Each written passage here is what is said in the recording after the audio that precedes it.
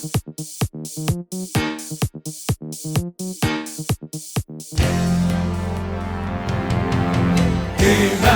everyone, and welcome to another spontaneous toy review here at Toy Wizards. That's toy-wizards.com.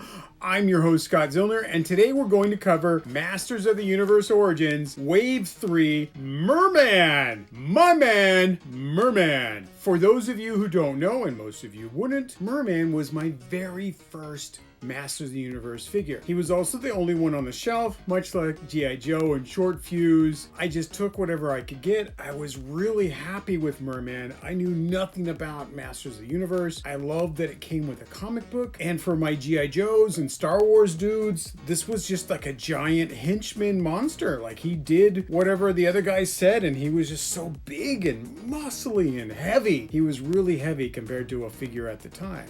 So I'm ready to open this up. So let's take a look. Oh, on the back, it has some of the other figures here. The new for 21. Notable is He-Man and Skeletor are evergreen figures. That means they're just going to keep putting them on the shelves. And I know people are like, there's nothing but He-Mans and Skeletors on the shelf. Dude, in 2020, you're like, I can't find He-Man or Skeletor. Don't complain. They're there for a reason. They're there for new people to get involved with He-Man. They will always be able to get the main two characters, He-Man and Skeletor. It's not that the line is dying. It's that everyone else has already bought the new figures off the shelf. He-Man and Skeletor are still there for other people to buy. And that's a good thing.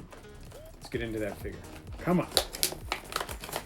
Oh, I always open these figures from the bottom because I like to cut this part off. And I keep those. That's just me. I know some other people do that too. A new comic book for Wave 3. Yay.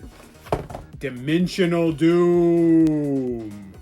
Dun dun dun. I kind of wish we had individual comic books. And they're just like, oh, that costs too much. Like, dude, you did it before. Do it again. Give us, each guy gets his own comic. I think that's where they think, I think that's the main thing where Mattel dropped the ball. Is just not giving us individual comic books. Modern posing for retro play. Hey, Mer-man. His colors are quite off from the original. There's twist ties. He's being held in, strapped in, Mer-man. We will free you. Evil warlord of the seas. There's so many twist ties. He's got one sword. That's on the back, wrapped tightly in a bag, taped and wrapped and taped again. Like, seriously, people, what are we doing to protect people from swords like this? I read a book one time where, like, this biker gang in Canada couldn't have guns, but you could carry a broadsword. So they all carried broadswords on their backs while they drove around Canada. I thought that was a neat little thing. They called Knights of something. I have no idea where that story came from. But it was sword related. Sword is much different than the original sword. It definitely has that look, but it's different. We'll see. I mean, I'd have to go grab an old sword to like really point out the differences, but it is a bit different. I love the new added articulation on the new He-Man bodies. I really do. It puts the old bodies to shame. We love the old bodies, but if you give me a figure with the new articulation, I will take it every day. I have an entirely new display of Origin figures on my classic Snake Mountain. It still works, and that Snake Mountain is the best playset of 2020. Best toy of 2020. Snake Mountain. This is one of the most magnificent playsets I have ever seen, and I love playsets. Let's see if the sword fits in his hand. And this is always a hit or miss with figures that have exactly only this amount of circumference in a hand. Can we get the sword in? And I'm saying no. Yeah. This is a real simple thing, Mattel. Make everybody's hands the same exact bit, and then make all the accessories the same exact bit. Right now we have 3 or 4 different circumferences on weapons and handles and stuff. It doesn't work. Yeah. I can't get the sword in his hand. He does have the open hand, so you can get it like into that hand. Left-handed merman. Maybe? Can I get that in there? I'm trying. Yeah, you have to kind of old school, just press the guard into the fingers and around the thumb. Nope, it just keeps flopping out. That's a fish joke. Yeah, disappointed in the sword. It barely fits in the left hand. That's kind of a bummer. It really bums me out, man. But I love Mer-man. I do. The green is a bit different. Like, it really does a different color on there. I'm hoping we get some other versions of him later. I do love his fish armor, but it also fits very loose. I wonder if I have to tighten his straps up. Let's see if that makes a difference. The sword already fell out of his hand. It's just not there. Trying to tighten. Oh, there we go. So you can tighten his harness up one level, and then he fits a little better than the way that he was put in the bag and packaging. Boop.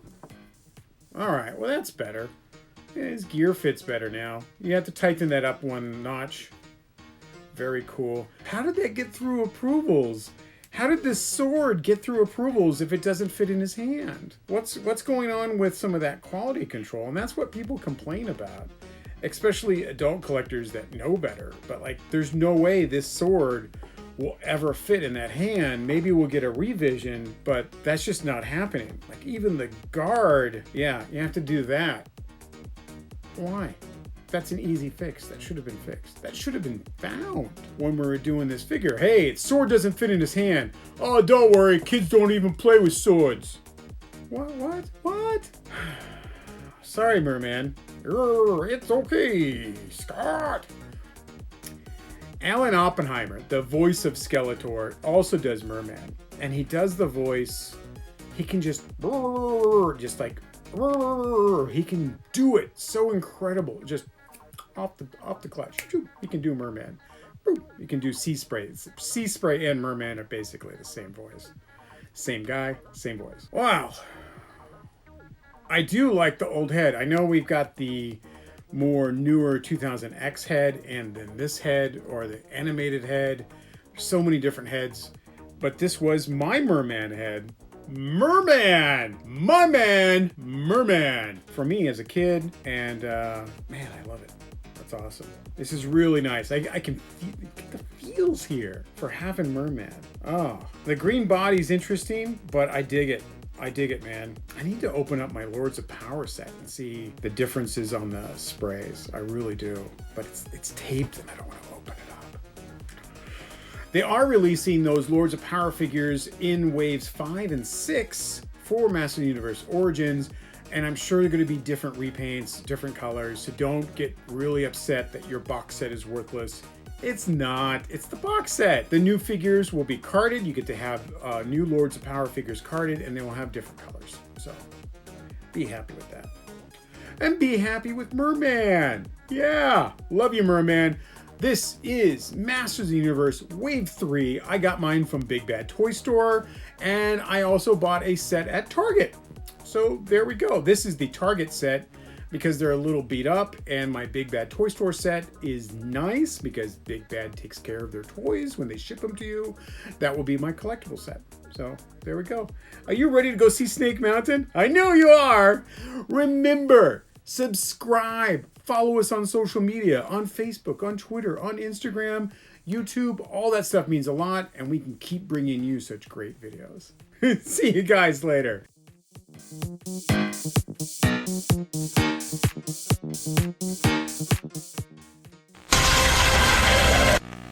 More importantly, he knew what he was talking about. Mer-man, or Lord of Water, master of fish, lakes and streams, return to Snake Mountain.